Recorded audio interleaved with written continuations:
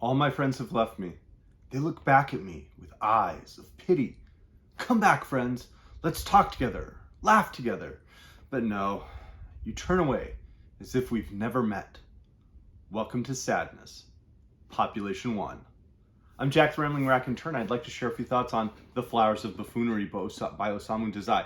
This is in many ways a prequel to his book No Longer Human, which is the first Dazai work I had read. It's in some ways, I think, his most famous work. It's the one that gets referenced, that is mentioned as an influence. But this is a very, very different novel. It's about half the length. And it's very experimental. There are formal intrusions by the narrator. It's quite funny at times. Now, it's dealing with the same character, Yozo, from No Longer Human, and it takes place in the aftermath of an event that is described in No Longer Human. It's almost like a snapshot that's been sliced out of No Longer Human and then worked over and played with in ways that are as I said, quite funny. And that lend a very different side to the Osamu Dazai that I think many of us experience when we read the deep emotion and pathos and the just bare consciousness of No Longer Human.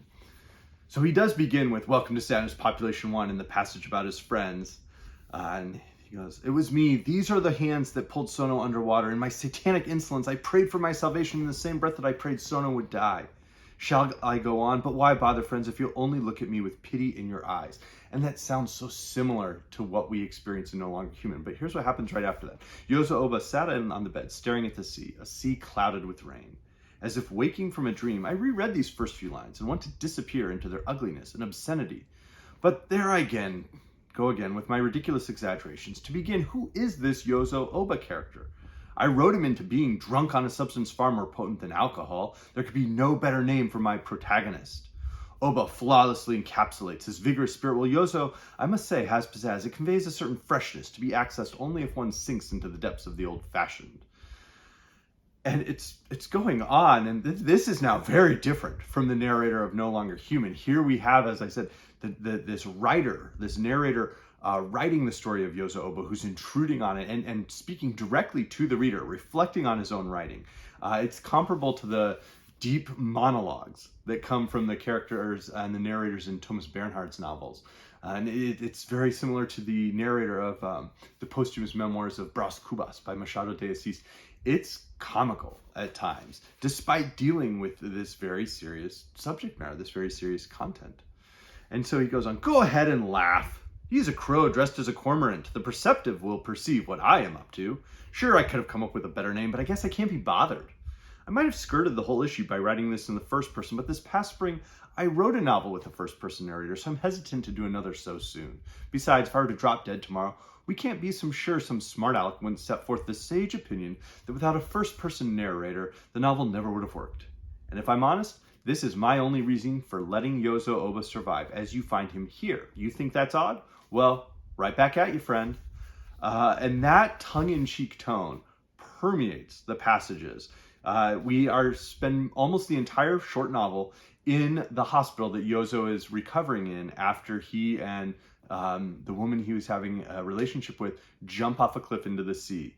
And he was rescued by a fishing boat. She drowned. That's a familiar story if you've read No Longer Human, but here we have a different side of Yozo. We see him with his brother, who's mentioned in No Longer Human. His friends come, they play cards at the hospital periodically, they talk to the nurse who attends him regularly, and we see sort of the fallout from this event that seems so critical in No Longer Human. But here we have it, as I said, worked over and toyed with. Another chapter begins. "The next morning was peaceful and clear. The sea was calm. White smoke from the volcano on Oshima, just above the horizon, drifted up into the sky. Never mind. I hate describing scenery. The patient in room 6 opened her eyes to find the room was flooded with the light of early spring. She exchanged good mornings with her nurse, who promptly took her temperature." And so we have that little slice-in intrusion from the narrator there. It's describing the day, the narrator jumps in, and then it's right back to the scene as if that sentence from the narrator about scenery had never been written. And that type of abrupt, push-pull creates this very Baroque feel.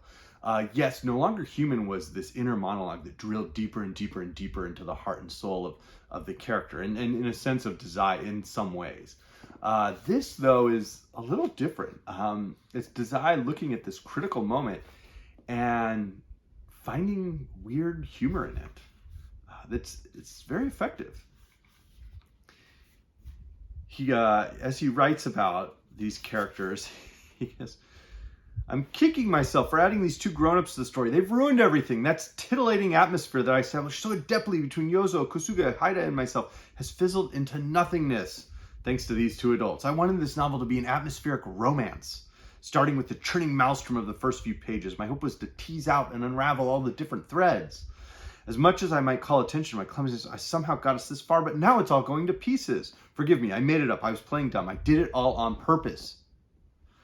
And this pendulum swing of intrusion, reflection on the intrusion, oh wait, actually, here's what I'm thinking, just keeps coming across. If things have truly gone to pieces, it was all part of the plan. Poor taste, you say? Maybe so. But these two words sum up the gnawing feeling in my heart. If poor taste is what you call a perverse interest in intimidating people, it's perhaps a fitting term for how I navigate the world. I'm horrified by failure. I can't bear to have the secrets of my heart revealed, but such efforts are in vain. Are not all authors the same, so quick to dress up their confessions? I barely qualify as human. That's an interesting statement. Will I ever be a functional member of society? Even as I write these words, I worry how the sentences will sound. And he goes on, time to face facts. This pattern of inserting myself as the narrator between scenes so that I can burden you with endless rants that no one needs to hear has an ulterior motive. I've been exploiting my narrative. And there are now these shades that start to fit in this weird, deep metafictional take on the same character from No Longer Human. Here we have Dazai getting at the heart of some of those ideas he was pushing at, specifically where he says, I barely qualify as human. That's immediately a link to No Longer Human.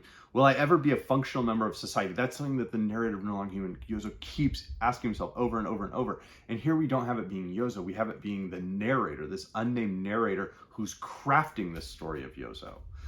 There's a sense in which The Flowers of Buffoonery perhaps reveals a different side of Dazai that gets at who he was on a different level, on a deeper level perhaps. Let's move on to the next scene. I'm a real-life artist, not a piece of art. If my odious confessions lend this work a modicum of nuance, all the better. And so that gives you, I wanted to give a sample of what you get when you read The Flowers of Buffoonery. It's very different from the personal confessions of No Longer Human, but it's quite similar in other respects. It's a complex addition, I think, to the perspective so many readers have of Osamu Dazai, of what feels like the deep autobiographical nature of No Longer Human. The Flowers of Buffoonery pushes in a different way, and he makes that reference a couple of times, that he and his friends are essentially, Yozo and his friends are essentially buffoons, that they play around and laugh at things and make light of things because there's something that they're missing in their lives. And the narrator reflects, I guess I'll never be a great writer. I'm a softie, I'll admit it. At least we figured that much out. A softie through and through. But in my softness, I find peace, however fleeting. Doesn't matter anymore. Forget I said anything. It would seem the Flowers of Buffoonery have shriveled up at last. Shriveled up into a mean, disgusting, dirty mess while they were at it.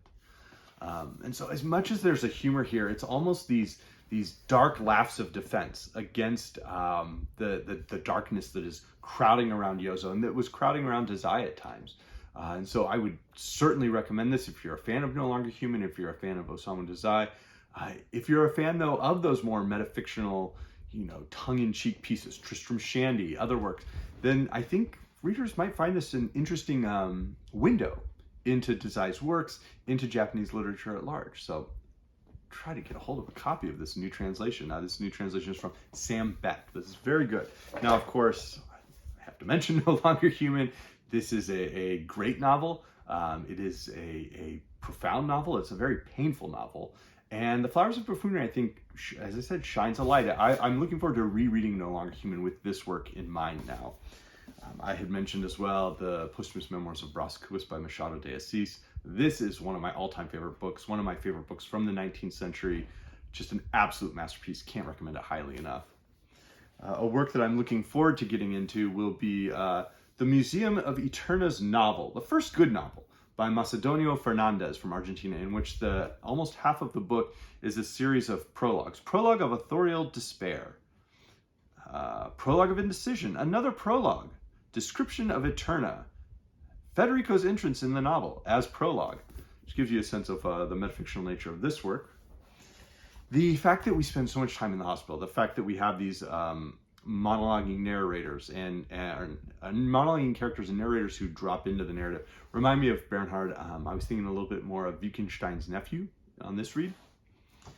Certainly, I find parallels between Dazai and Chiu Miao-jin, specifically Last Words from Montmartre. And then the convalescent hospital, it had shades of The Magic Mountain by Thomas Mann. Just reminders for me as a reader, not necessarily that Mann or Dazai had an influence on each other, but shades for me as a reader. So let me know if anyone else has read this one yet. It's interesting. It's a very interesting book. Hope you're doing well. Thank you.